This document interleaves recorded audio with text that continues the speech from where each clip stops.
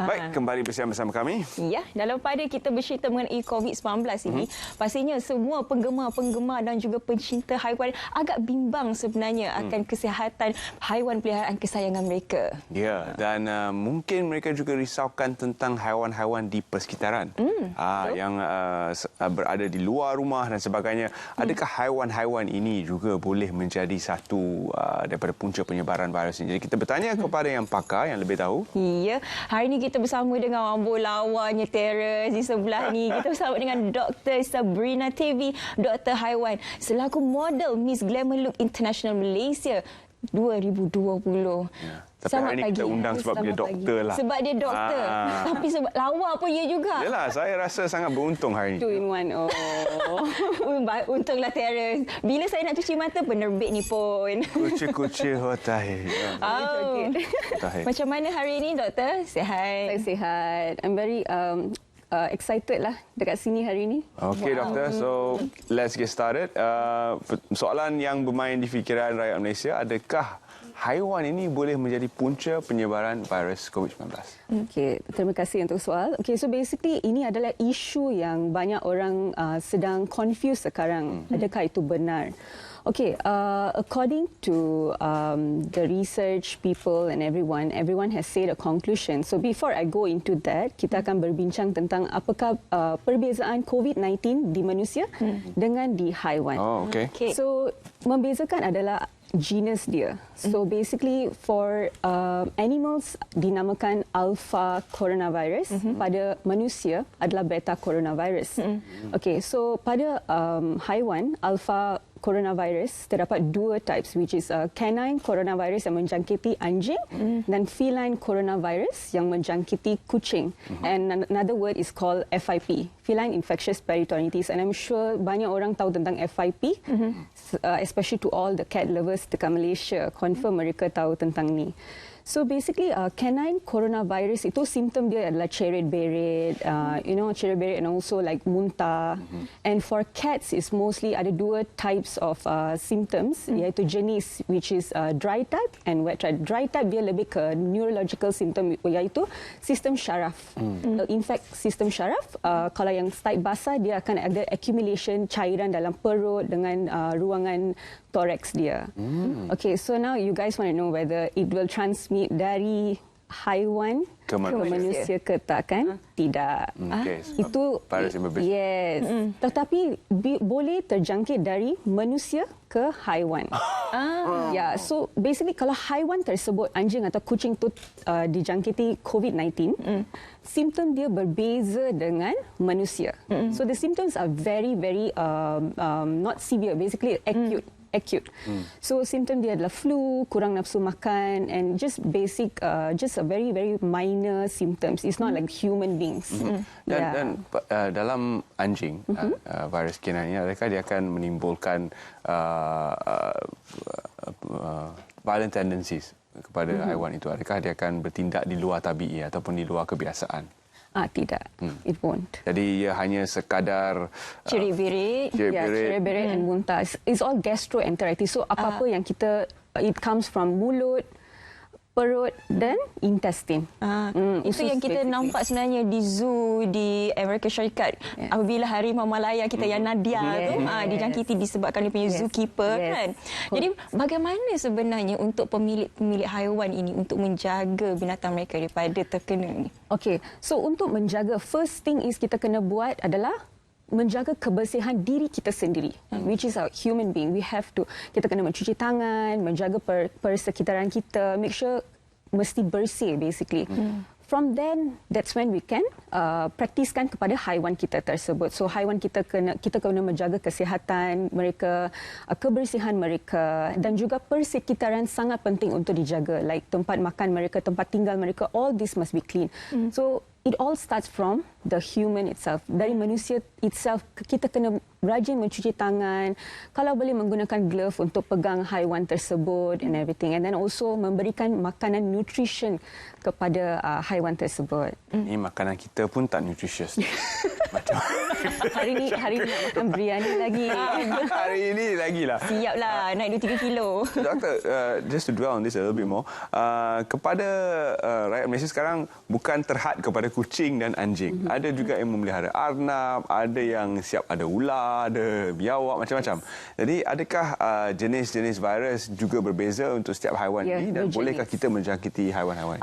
Itu ada beberapa terms yang kita panggil zoonotic disease, iaitu haiwan spesifik. That, like for example, swine flu is because of pigs and all. So there's a specific animal mereka boleh menjangkit kepada manusia. Tetapi yang you're mentioning about exotic animals. Exotic animals so far tidak ada. Tidak ada. Yeah. Okay, so not to say specifically tidak ada. Maybe there is, but it is not found yet. Yeah. Alright, Kalau so haiwan-haiwan yang macam tu yang kita tahu kelawar ada boleh mengakibatkan MERS, SARS, itulah. Itu Tapi bukan haiwan peliharaan kita lah. tak ada bukan haiwan peliharaan, itulah kita bukan Batman nak ada.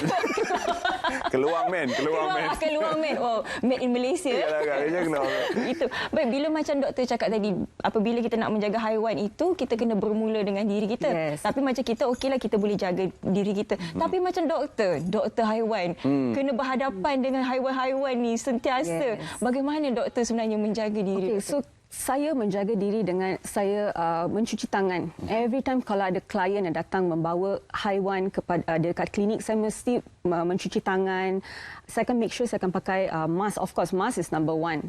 Okay, and I will make sure that one day I pakai 2 mask. I don't know why, because like I feel like the more I talk, kan kita cakap kan, the more we talk, it's like going to be accumulated in your mask. So I like to change my mask. I like to change my gloves. Each pad 1 glove, and then kita akan buang. Kita akan mencuci. Kita akan disinfect tempat ruangan kita. Every time kita akan disinfect because we don't want any, contamination. Yeah, so this is the prior teknik lah kita boleh gunakan. So basically masa ada klien yang datang ke klinik, kita akan make sure mereka check suhu dulu nombor 1. Kedua, kena pakai mask. Of course memang kena pakai mask sebelum kita check temperature. Ketiga adalah mereka kena register atau check in di MySejahtera app. And then that's when they will do their hand sanitizer, I mean like sanitation. And then selepas tu kita akan register. Selepas itu dia akan masuk ke ruang consultation. So kita akan mengambil haiwan tersebut, kita akan letak dekat ruang consultation dan mereka kena menjaga jarak.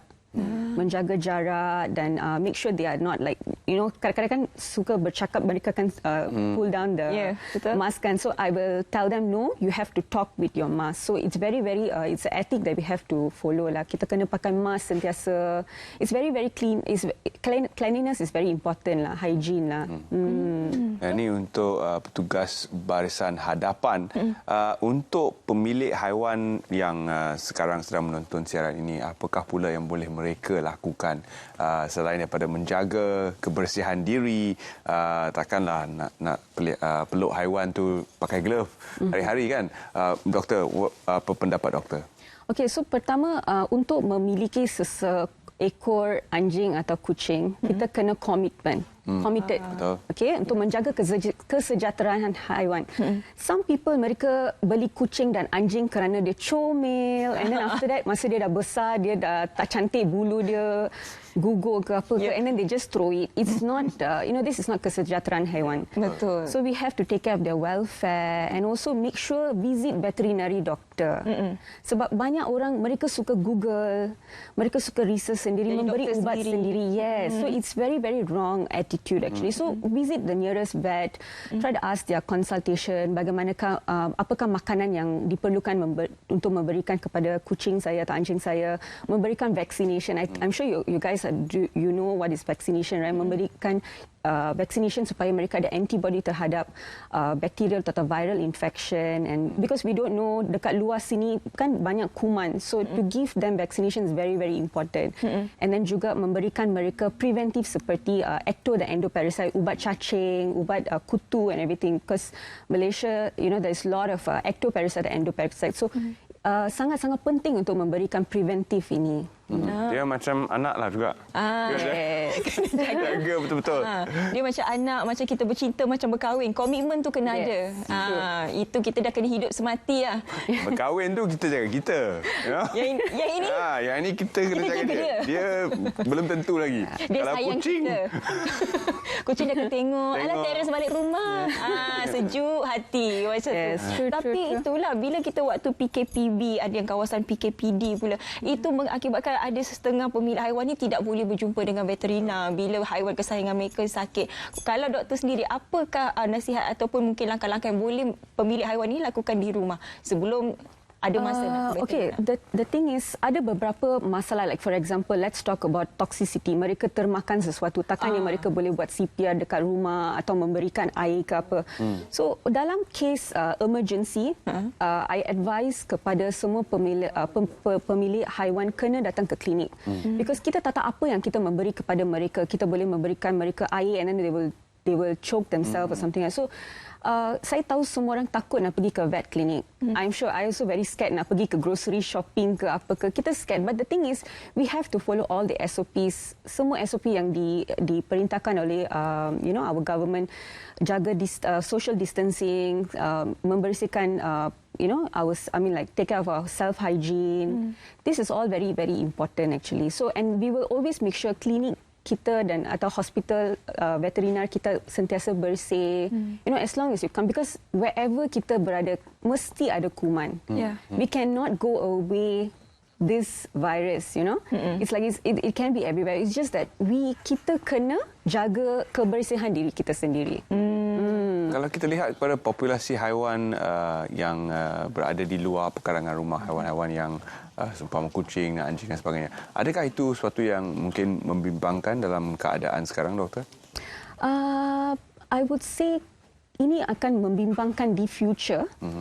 Kalau kita tak spay and neuter, iaitu memandulkan haiwan tersebut. The thing is, bukan kita membuat jahat ke apa, because the thing is, we want to control the population. Kita nak mengkontrol pembiakan stray cats and stray dogs dekat luar. So apa yang kita boleh buat, kita boleh at least kita boleh catch one of the cats or one of the dogs, and kita boleh take care of them. Jangan langsung bawa ke vet dan stresskan mereka kan.